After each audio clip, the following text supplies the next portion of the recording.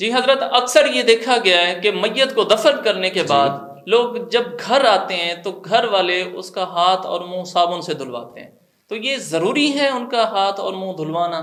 صابن سے؟ گزارش یہ ہے کہ میت کو جب دفن کر کے واپس آتے ہیں جو حضرات وہاں موجود ہوتے ہیں وہ اپنے ہاتھوں سے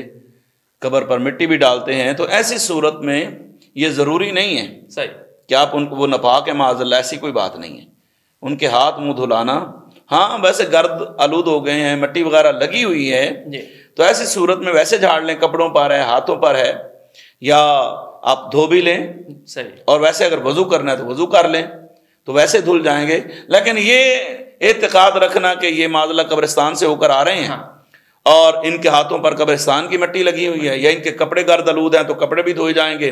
اور ان کے ہاتھ منہ دھوئے جائیں گے، یا مٹی بالوں پر لگی ہوئی ہے تو ان کو جھاڑنا یہ قطعاً ضروری نہیں ہے۔ اور ناظرین کرام، یہاں ایک اور مسئلے کی وضاحت کرتا چلوں کہ جو شخص میت کو غسل دیتا ہے، جی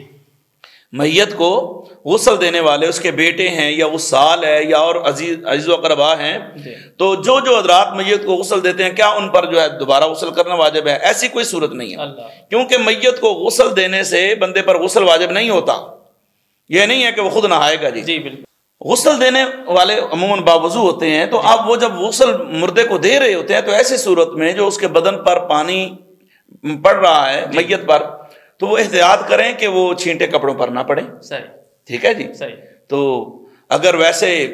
کپڑے جو ہیں وہ غسل دیتے ہوئے ان کو گارا وغیرہ مٹی وغیرہ لگ جاتی ہے تو وہ دھو لیں اپنی جگہ کو۔ لیکن حضرت ایک اور ہے کہ جب وہ میت کو دفنا کر گھر میں آتے ہیں تو پھر یہ اعتقاد رکھا جاتا ہے کہ اس کی وجہ سے دوسری فوت کی نہ ہو جائے گھر میں۔ زندگی اور موت اللہ کے ہاتھ میں ہے۔ صحیح، زندگی اور موت اللہ کے ہاتھ میں ہے، اور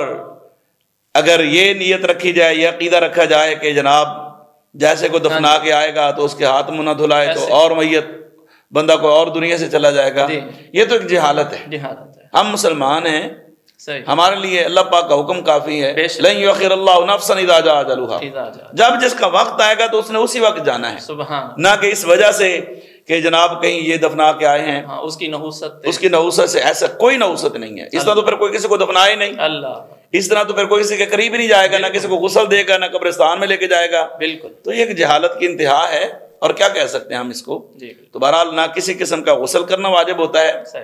نہ ہی دوبارہ وضو کرنا کہ آپ فرض ہو گیا وضو آپ پر، ایسی بھی کوئی صورت نہیں ہے، نہ ہی دوبارہ کپڑے کو دھونے کی ضرورت ہے۔ ہاں احتیاط اس چیز میں ہے کہ جس میت کو آپ غسل دے رہے ہیں اس کے بدن پر لگنے والے چھینٹوں سے بچیں، بس ٹھیک ہے جی۔ جی، جزاک اللہ۔